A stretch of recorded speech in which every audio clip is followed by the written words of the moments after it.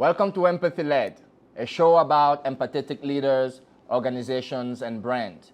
This show is brought to you by the Grio Agency. I'm your host, Junior Nyem, Chief Empathy Officer at Grio.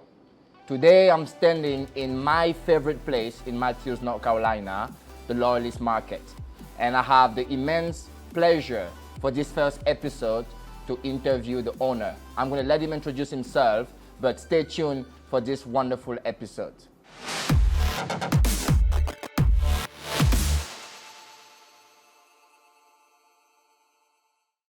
Let's just get started. Tell us a little bit about yourself, who you are. What's your story?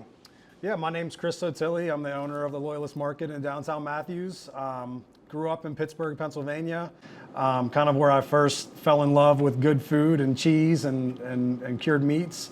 And prior to opening the Loyalist, I traveled the country selling cured meats to large grocery stores and restaurants and small independents like myself. Yeah. So take us a little bit back to your childhood. What is your favorite childhood memory? I would say easily just anytime I went to go visit my grandmother. It's certainly something that ingrained into me, I think, who I am today as far as learning what hospitality means.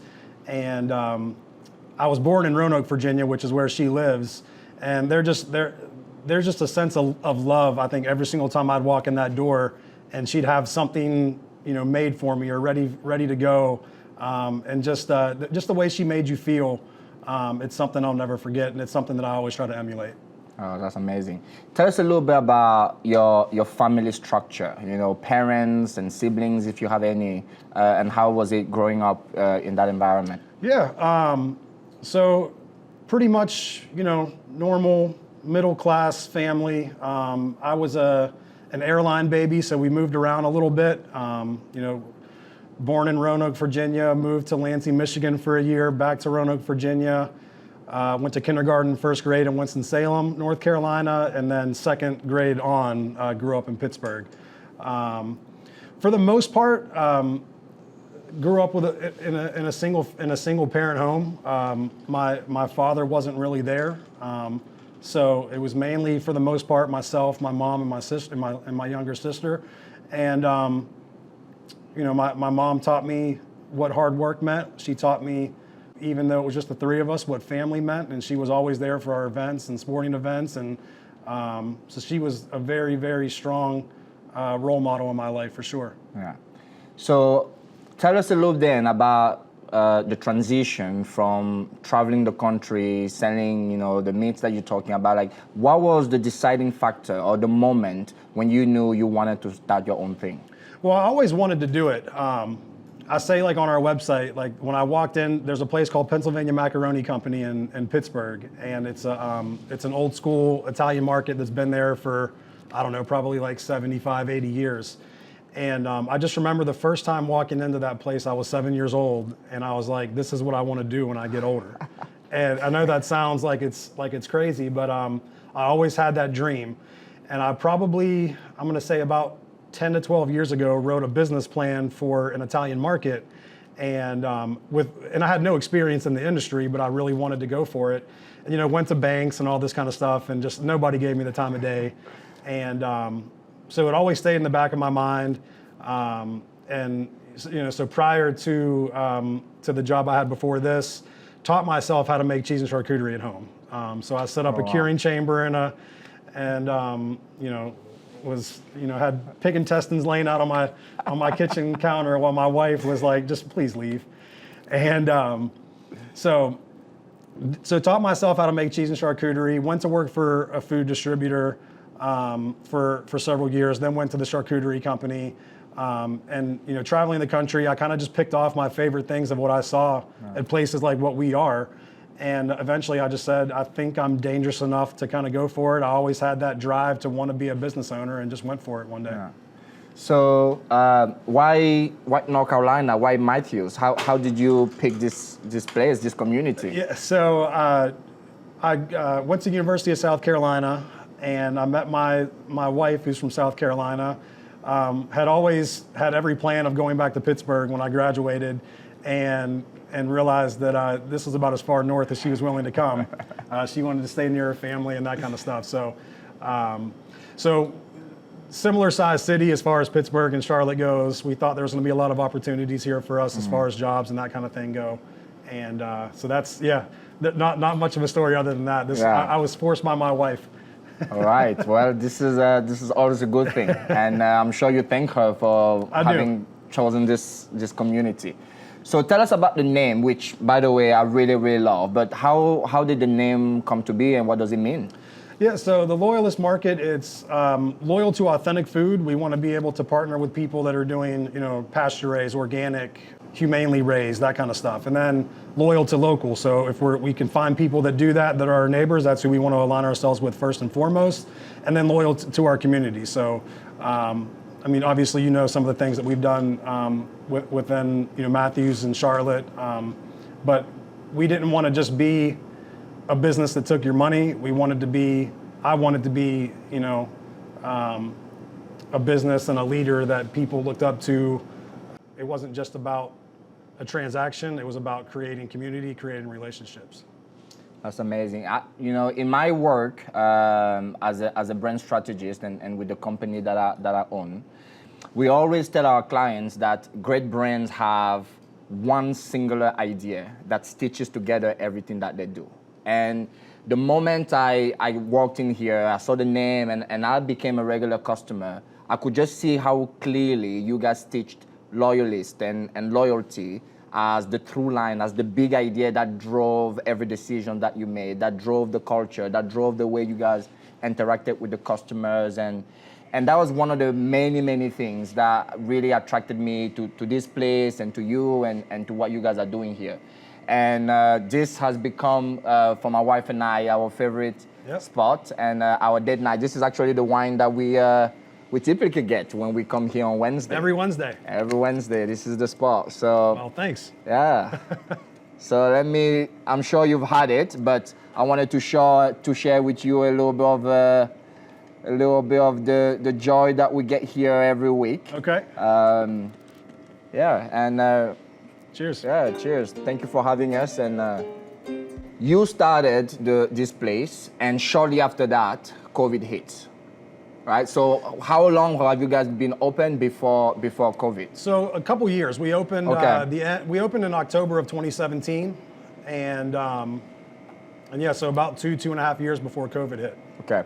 So now we're standing here. The business is doing well, but tell us about those early COVID days. The way you felt, the fears, the all of that. How was that? How was it for you guys to have to navigate COVID and a global pandemic? It was extremely scary. So the very first day, a lot of things happened. So our governor had pretty much said we're going to close the schools for a couple weeks, and obviously pretty much any retail establishment was essentially not going to have guests come into their doors anymore. So we had to I pretty much had to furlough most of my staff. And so what ended up happening was all of our full-timers, we pretty much halved their hours, and all of our part-timers for a short time, we just said, we're not sure what's going to happen, but we're going to have to, essentially lay you off until we kind of understand a little bit better about what's happening. Yeah. And then it was just like make decision on the fly, day after day after day. Yeah. How was that? How was that decision? How was that conversation with the employees about making that tough choice? It was hard because you wanted to be able to make sure your employees still had a paycheck, but then you also wanted to make sure that they were safe and that you were safe and you and their families were safe. So it was hard. It was a very weird time, and you just had to hope that you were making the right decision, because there was no chance to really think about it. You had to make decisions, just like that. Yeah. So. And as for many great brands and great companies, you guys figured out a way to survive and to thrive in the midst of COVID. Tell us a little bit about some of the things you did during COVID to make sure that the business could stand, to make sure that the community could stand, and yeah. Well, so I mean, the first thing that we did, which is kind of crazy, was we took the community into mind. I was sitting in our pocket park right outside of our patio, and I was sitting over there where the statue is, and that's where I started reading that Governor Cooper had closed the schools. And for some reason, I just thought, how are the kids going to eat? A lot of these kids that are on the free lunch program aren't going to have a way to get to school to get a meal anymore. And literally 15 minutes after Governor Cooper had said that schools are going to close, I just put out a post on social media and said, any kid on the free lunch program, I think at that time the schools were going to be closed for 2 weeks. Any kid on the school lunch program, we're going to feed you for free for the next 2 weeks. Come and get a sandwich, and we'll take care of you. And then that idea just blew up within our community and within our industry. And it was pretty. 2 weeks turned into several months, and a couple meals turned into a lot more than a couple. Yeah. I mean, for me, again, I remember vividly seeing the post and just seeing the impact and the reception that the community had about that idea. And I kept telling my wife, because she hears me talk about branding all the time, and she hears me talk about this idea of a great brand has a core fundamental idea that drives decisions.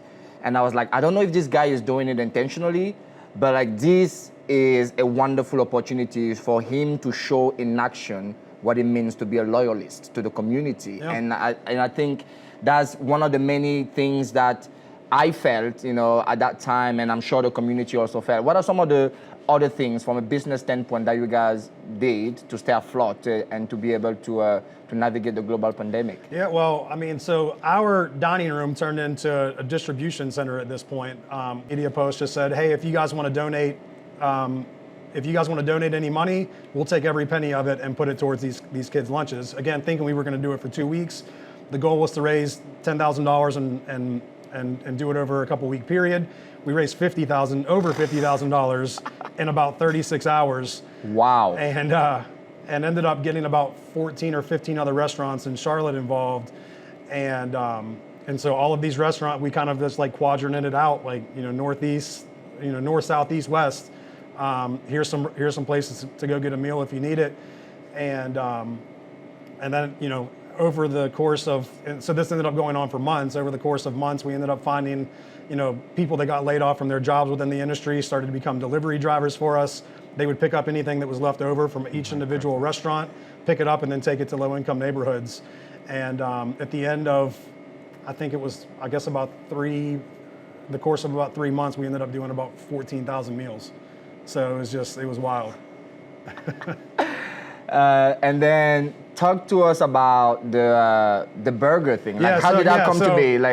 So then here, so distribution center because of all the stuff that we were doing, and then we weren't allowed to serve inside. So we were doing, we had a table set up at the front door where we were doing all of our takeout, and we had just, and it was very fortunate for us that we had just switched over to a new new POS ordering system that gave us the ability to do online ordering. So that was a huge thing for us. We built an online store in 3 days and took every single item in our store, took pictures of them and got them up on the website. And then some crazy idea came that was just what can we do to get people here? We need to, our sales had dropped 80%. Wow.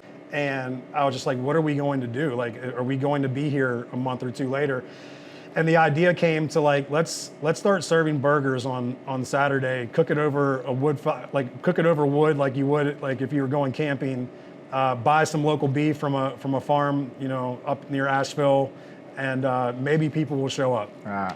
And I think the first Saturday we made 186 burger patties, and we sold out by 3 o'clock. And I just ran to the store and bought as much meat as I could find, and we were just sitting here in the middle of the day pattying them up again to try to get ready for dinner that night. And I think we did 290 burgers that day. Everything, obviously done by hand. We don't have the equipment here to be but we were called the Loyalist Burger Joint, and we did that for 8 straight Saturdays and sold out every single one. And it made us relevant. Again, people were like tailgating, on the back of their truck, just eating in the parking lot, just like thanking us for doing it. And for us, it was just a way, again, just to stay afloat. But it really pulled people together. And I think just all of the things that we did over those couple months seemed to just all fall into place and work in our favor. And we came out stronger because of it. Yeah, I mean, again, I think is that through line is how can we build community? Yes, of course, there is a business, there's a survival mechanism that was injected to it, but I think the choices that you guys made were informed by that idea that, this is going to be a place where loyalty is going to be a big piece, loyalty to our people, to our customers and to the community. And I think people could really feel how genuine that intention was. And I think so much of your success comes to that. So then things start going up, start going well. The measures start being relaxed, people start coming back. Tell us a little bit about that transition and how you guys had to adapt again or readjust and opening up and letting guests and some of the measures that you guys took. Yeah, so I think dine-in, maybe just, I can't remember if it was just maybe patio seating only when we first got started, but when dine-in was allowed to happen again, we kind of slow played it, waited like another week and a half. Again, we had to like get all of this stuff out of this building. We literally like repainted the walls. Like we had to get this place back in order. And we just kind of wanted to see like over the last, so South Carolina kind of came back as far as mandates and stuff a little bit earlier than we did. So I started going down to restaurants in South Carolina, just like, how does it feel? Like, does it feel stuffy with, at that time, like they were still servers like wearing like gloves and obviously everybody was masked and I was just like, there were some places that did it really well and there were some places that, that we're still trying to figure it out. But it's a lot different when you walk into a restaurant and your server's wearing a mask and it just feels a lot more sterile, and that hospitality side of things is a little bit, it's a different version of it. And it didn't feel natural. But we did the best we could. We kind of waited that extra week and a half to kind of really come up with a plan. I've always tried to involve my entire team in decisions like that, where it's not just myself or it's not just my leadership team, but it's the entire staff that gets together and makes a decision together. Because at the end of the day, like they're the ones that are showing up and doing this and like making it a reality. And it's not like nothing happens without them. So I've always taken that approach. I feel like my team values that, and I feel like they respect me for it. I hope they do. But it's those types of things I felt made those transitions a lot easier because it was a team approach instead of just a me approach. Yeah. One of the many things during that period of transition that, again, from the outside looking in and being so close to this business, is just how extra careful you guys were, right? That there were some businesses that under the pressure of the business and the finances and trying to survive, I don't want to say cut corners, but we're not as careful as they should or could have been. But you guys seemed to make sure that your priority was the safety of the guests and the safety of the people that work here. And you were so transparent. Like every time there was one case, not even a real case, suspicious case, possible case, you guys shut down the whole thing, communicated to us. And we always felt very safe coming here because we knew that you guys were taking, like, how did you, tell us a little bit about those decisions and how difficult, maybe they were difficult to make, but tell us a little about that. I mean, they weren't. I've learned over the last 4 years that doing the right thing works. So, I mean, I don't really know how else to say it. We, I would say dozens and dozens of people came in here over the last year and said, you're the only place we've come to because we feel safe here. And it's because you've told us, what's happening within your four walls, and you've told us what's expected of us as your guests, and it just worked. I mean, and we were just I like to force feed positivity. And so those things were hard. Like, we were shut down. The first time that one of my employees got COVID, we were down for like 5 or 6 days because it was taking that long to get test results back. And I can't remember, we ended up like, I don't remember who we ended up giving food to somebody else because we were like, the food's not going to be here. We're not going to be able to sell it, so we might as well give it to some. I can't remember who we even gave it to. I know like over Christmas, we had, when we had Tent City in Charlotte, I just came in like at 11 o'clock at night on Christmas night, and then the day after Christmas just went into Tent City and was handing out sandwiches. But yeah, I mean, that's transparency, I think, goes a long way. Absolutely. I mean, I think in our work with companies is just the level of empathy for customers drive those kinds of decisions that otherwise would be hard, but because you put customers first, it becomes a somewhat easier decision. Like, this is the right thing to do for the people that we seek to serve and for the people that we vow to serve. Like, we are responsible for their well-being, we are responsible for their health and all that. So I can see how, from your point of view, those decisions, although difficult, ended up being quite simple because you guys are just that kind of organization. Another thing that really fascinates me about this place is how every single employee echoes this level of care and personal attention and empathy. Like, how do you build a culture like that? Over a lot of time. Yeah. It definitely wasn't like that when we got started, and there's nothing harder about this business than finding the right people and keeping the right people and finding like culture builders that continue what my mission and my philosophy is on what this place should be. And so, it was, for the first couple of years, it was extremely difficult. There were times that I wanted to just quit. I mean, like I was miserable at home and like always came in here with a smile, but it was difficult because I didn't have the right people. I wasn't experienced enough, and I hired bodies over people that fit our culture. And it didn't take long to realize that as soon as I started being picky and being willing to suffer a little bit more to find the right person rather than kind of coast with the wrong person. Each person that we brought in was better than the last person that they replaced, and it just made for a well-oiled machine where people respected each other, got along with each other.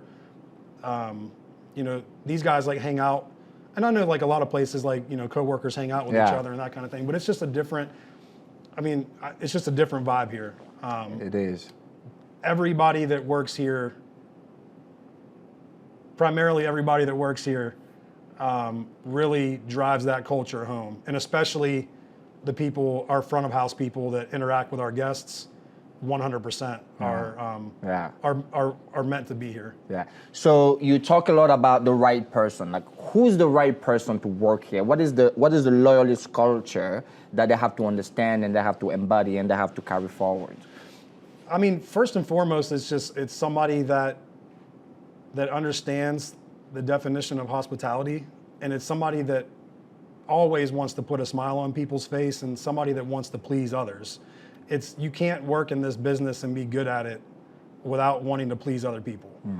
And so, but that still goes for the guys in the kitchen too. Like, they have to take pride in their work and love what they do, and we have that on both sides of the coin. What we've got here, in terms of just people that care, and people that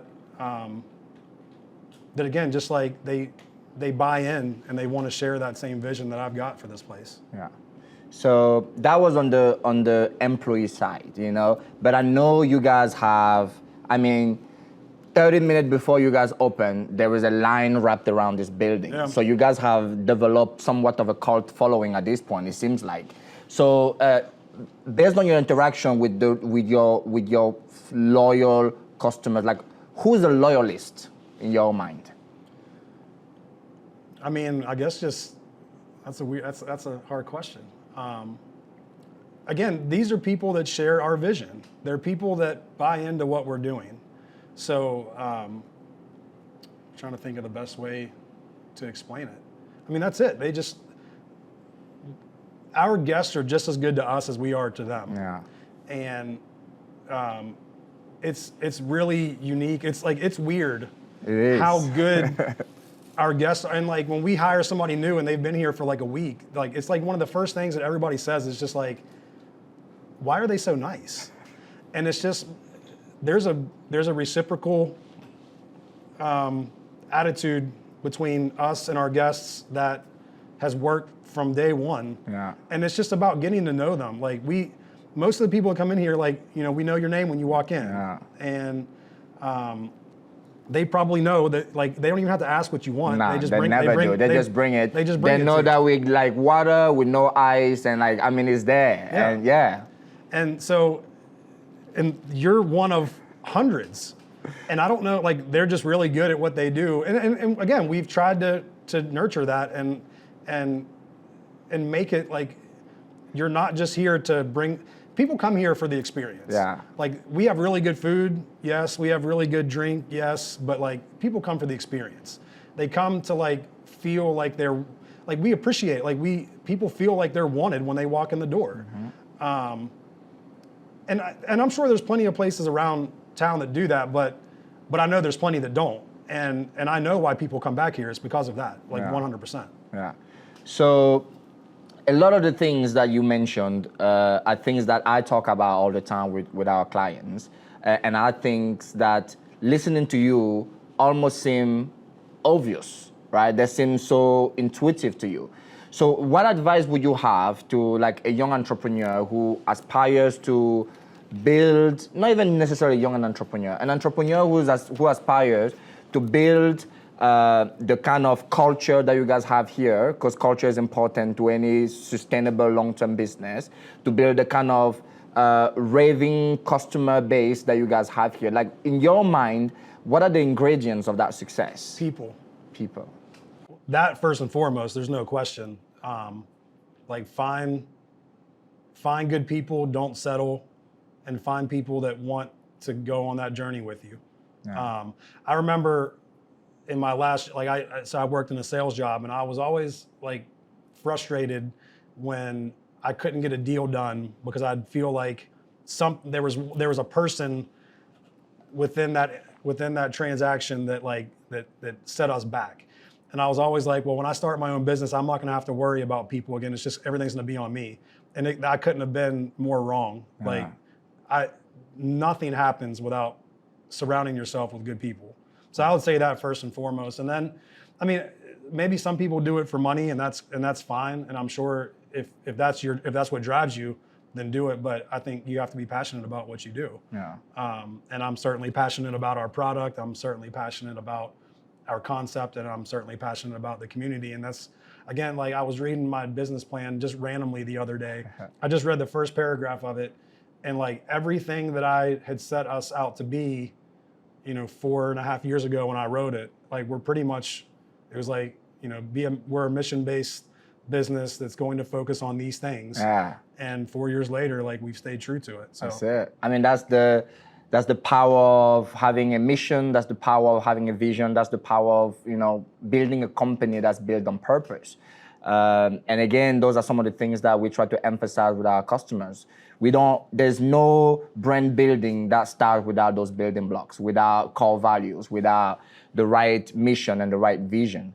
And you touched on people, and for a company like ours that is trying to push forward this empathy-led branding, I know recently you made perhaps a controversial decision, but I'm sure to you, again, it was pretty obvious to raise minimum wages and salaries for your employees. Tell us a little bit about that decision, how that come to be, how that was received both by the people that are in your charge and the community at large and your customers.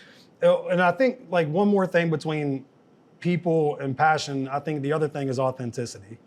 And if you say you're gonna do something, then you have to follow through with it, and you have to be consistent when you do that. And I think that's one thing that I've always done, and I think, and that's goes into what this is. And so, this industry, I said this industry is broken. for a very long time, people have gotten taken advantage of as far as employees. And outside of me working in restaurants, like as a server, like through high school and college, like I hadn't worked in a restaurant until now, like 20 years later. Yeah. But I saw things, especially when I worked in food distribution, of just like how miserable people were. And part of it was because there was just a culture of I guess, hierarchy and you had to, it was very, it's very militant in a way, I guess you could say. So people were doing that and getting paid nothing for it. And then COVID hits and everybody's like, maybe I should just do something else. Like I just lost my job. I didn't like it anyway. Yeah. And so I come from more of a corporate America background where it's just a different environment. And I never wanted, like, I mean, we've been who we are from day one. And I couldn't have done what I'm doing today, like the first year. Like it does take time to be able to grow and have some revenue come in and be profitable.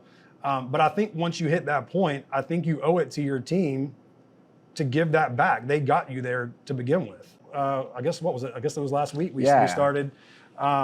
So we pretty much raised every single item on the menu by $1, which doesn't seem that earth-shattering, but it was scary because, like, you know, I said in the video that I posted that, like, a lot of people already view us as a fairly expensive place, and we are. We buy the best stuff that we can find, but then adding another $1 on top of that, like, will people still view us as getting a good value when they walk in our door?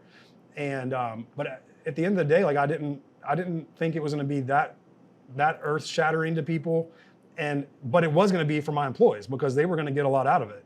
And so, you know, raising every single item on the menu was going to give us roughly $45,000 in revenue. And I think the scariest thing for me right now is the cost of goods in this industry are skyrocketing, and we've never made an across-the-board price increase until this week. Yeah. And so just seeing some of these items continue to go up, I'm like, I hope that I didn't shoot myself in the foot doing this, realizing that, like, our margins might continue to shrink with that.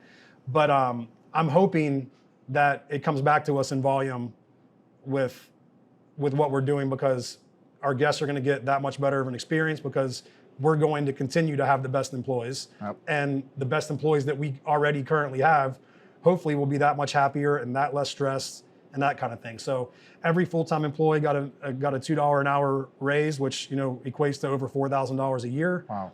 Roughly $350 a month. And all of our part-time employees got a $1 an hour raise. And that happened, like, this week. Like, you know, their next paycheck that I'll, you know, do tomorrow, will show that. So that's amazing. Yeah, it's exciting, it's scary, but the feedback was 100%. We didn't have one person. Really? And I mean, people were quick to say what's on their mind on social media, and not one bad thing. Everybody was behind us. Everybody said this, we want to come here. People that have never come commented and said, we're going to come see you guys now because of this. So what did you feel the need to make a video? I feel like sometimes businesses, you know, I don't want to say that they sneakily increase their prices, but they just increase their prices and don't make a big announcement. Like, what did you think it was important? Transparency again. I mean, you're starting to see some restaurants, even here in Charlotte, but around the country, do it. But people don't understand until you tell them, like, what the impact's going to be on them or on us as the business. And so again, we've had nothing but success being transparent with our guests and letting them know when things are good and when things are bad. So it was just another thing to let them know, like, here's why we're doing it. And here's how it's going to affect the people that money's going to go to. And no, it's not going to fatten my pockets, it's going to fatten theirs. And we want to try, I'm not saying that, like, I want to start a revolution, but I want to be one of the people at the forefront of that happening and be proud to say it. Yeah.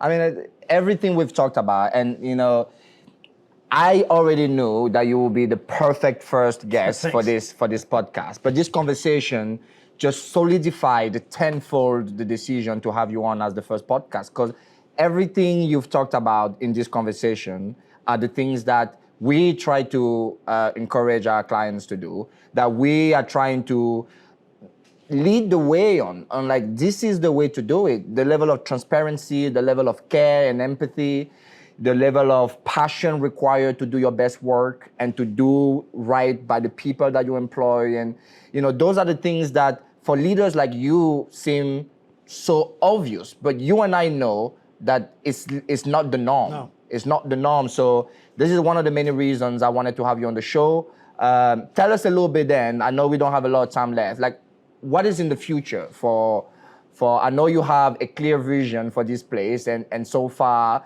everything you set out to do, you've done. So take us 10, 15 years from here, or maybe it's too far, or what is in the future for you? I mean, certainly, so I've kind of always had the mindset, or at least for the last several years, that how do I want to say it? I'll always kind of be stuck in the same place unless I'm able to grow our people. And so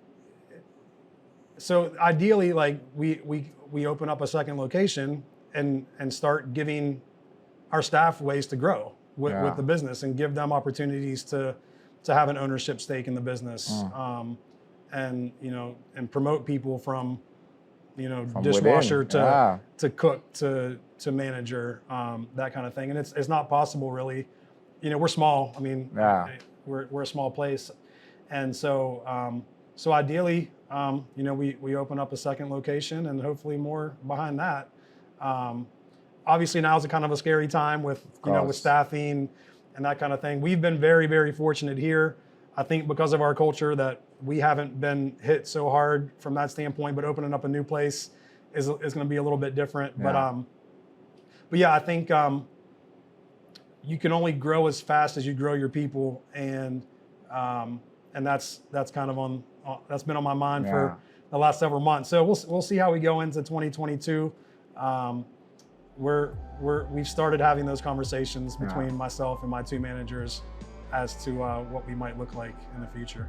Well, there's no doubt in my mind that the future is bright for you, for your team, for this place. And I'm super proud of you, of the people that work here, and I'm especially proud to call myself a loyalist. Hey, I appreciate it. Thank you. Thank you. Enjoyed having you. Yes. As always.